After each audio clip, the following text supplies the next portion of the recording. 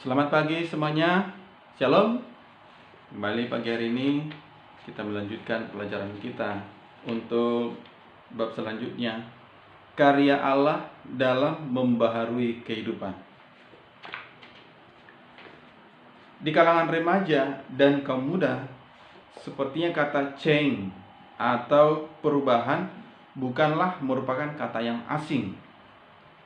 Kata tersebut sudah menjadi ikon yang menandakan adanya tuntutan perubahan ke arah yang lebih baik.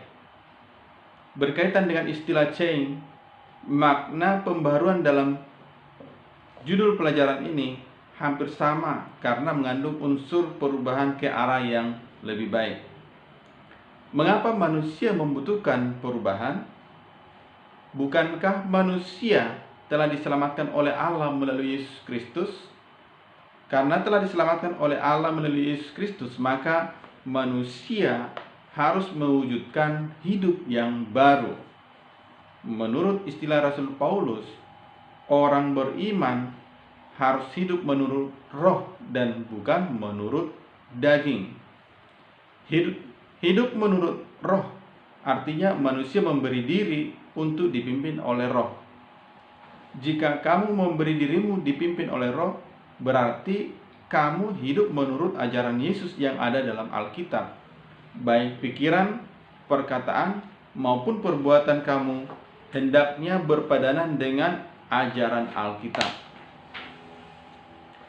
Nah, coba simak percakapan antara Tuhan Yesus dengan Nikodemus berikut yang tertulis dalam Yohanes 3 ayat 1 sampai 8. Nikodemus berkata, "Rabi, kami tahu engkau datang sebagai guru yang diutus Allah. Sebab tidak ada seorang pun yang dapat mengadakan tanda-tanda yang engkau adakan itu jika Allah tidak menyertainya."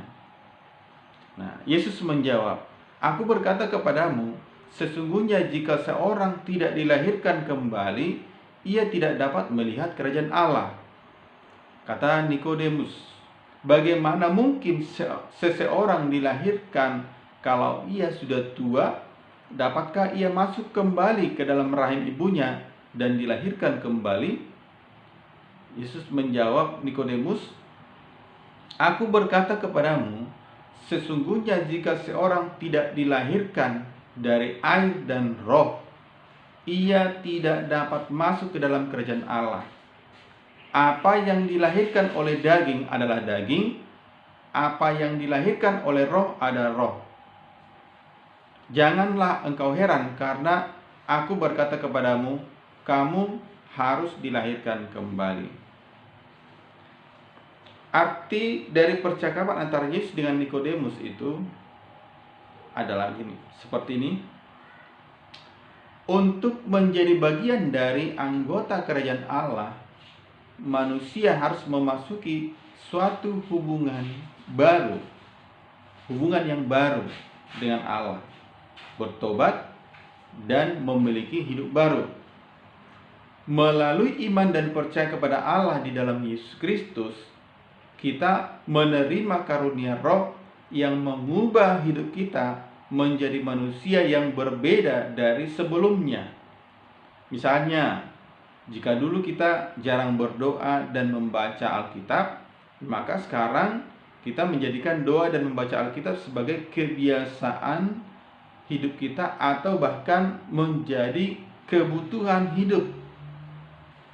Ya, kita tahu Yesus pernah mengatakan manusia hidup bukan dari roti saja, tapi juga dari setiap firman yang keluar dari mulut Allah. Itulah firman yang di dalam Alkitab itu. Berarti Alkitab atau membaca Alkitab atau firman Tuhan itulah kebutuhan kita. Jadi bukan hanya sekedar iseng. Nah, mungkin pada masa lalu kita tidak suka menolong. Maka setelah kita percaya, kita akan menjadi suka menolong orang lain, bermurah hati. Ya, jika sebelumnya kita tidak suka belajar, maka kita sekarang menjadi suka belajar, rajin belajar. Jika pada masa lalu kamu suka melakukan kekerasan dan berbagai penyimpangan, maka kini kamu menjadi orang yang lemah lembut, melakukan hal-hal yang baik dan benar. Nah, dalam kaitannya dengan alam, maka kita harus memiliki pemahaman yang baru mengenai alam, bahwa alam adalah ciptaan Allah yang harus dijaga dan dipelihara. Manusia atau kita membutuhkan alam bagi keberlangsungan hidup, dan alam juga membutuhkan manusia untuk menjaga dan merawatnya. Nah, tindakan manusia yang mengeksploitasi atau merusak serta menghancurkan alam merupakan tindakan yang tidak menghargai ciptaan Allah dan secara tidak langsung menghancurkan kehidupan manusia yang bergantung kepada alam. Nah, di masa lalu, pemahaman terhadap pembaruan hidup cenderung lebih dikaitkan dengan manusia semata-mata, terutama pada kehidupan spiritual. Padahal pembaharuan hidup mencakup kebutuhan seluruh ciptaan, termasuk alam semesta tempat manusia hidup dan bertumbuh. Pembaruan hidup tidak hanya menyangkut kehidupan spiritual semata-mata, namun kehidupan manusia secara utuh. Manusia sebagai makhluk ciptaan yang telah diselamatkan dan dibaharui adalah manusia yang utuh. Mungkin kamu bertanya, bukankah Tuhan atau Tuhan Yesus sudah menyelamatkan manusia, dan melalui keselamatan itu manusia memperoleh pembaruan hidup? Mengapa manusia harus dilahirkan kembali? Yesus memang telah menyelamatkan kita dari hukuman dosa. Nah, justru karena manusia telah diselamatkan, maka kita atau tiap orang percaya perlu menanggapi, meresponi keselamatan itu melalui perubahan hidup kita atau pertobatan, hidup baru. Nah, setiap hari kita berhadapan dengan berbagai godaan dan tantangan. Setiap kali kita juga jatuh ke dalam dosa, maka kita membutuhkan pertobatan dan pembaruan hidup. Nah, ini menjadi pelajaran kita pagi hari ini, betapa pentingnya pembaharuan itu. Dan bukti kita sudah percaya kepada Yesus Kristus, bukti kita sudah diselamatkan, maka kita harus menunjukkan sikap hidup yang baru, gaya hidup yang baru, gaya hidup yang sesuai dengan firman Tuhan. Ya, demikian pagi hari ini. Nah, untuk tugasnya pagi hari ini nanti akan Bapak kirimkan melalui WA group.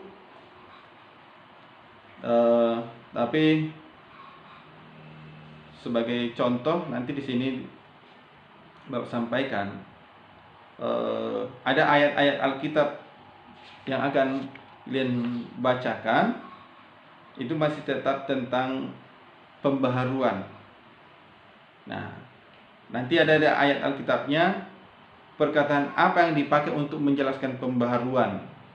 Nanti di kolom kedua, apa alasan pembaharuan itu. Sebagai contoh nomor 1, dalam 2 Korintus 4 ayat 16, kata yang dipakai menjelaskan pembaharuan adalah pembaharuan manusia batinia. Lalu alasan dibaharui. Alasan dibaharui adalah manusia bersifat fana, dia akan mati, tetapi pertobatan dan hidup baru akan membawa keselamatan dan hidup kekal. Contoh kedua, Yohanes 3 ayat 3 sampai 6. Kata yang dipakai di situ adalah pembaharuan melalui air dan roh. Alasan dibaharui adalah supaya memperoleh keselamatan. Nah, contoh ketiga, Kolose 3 ayat 8 sampai 10, menanggalkan manusia lama dan mengenakan manusia baru. Itu kata tentang pembaharuan. Alasan dibaharui adalah untuk memperoleh pengetahuan yang benar tentang Khalqnya.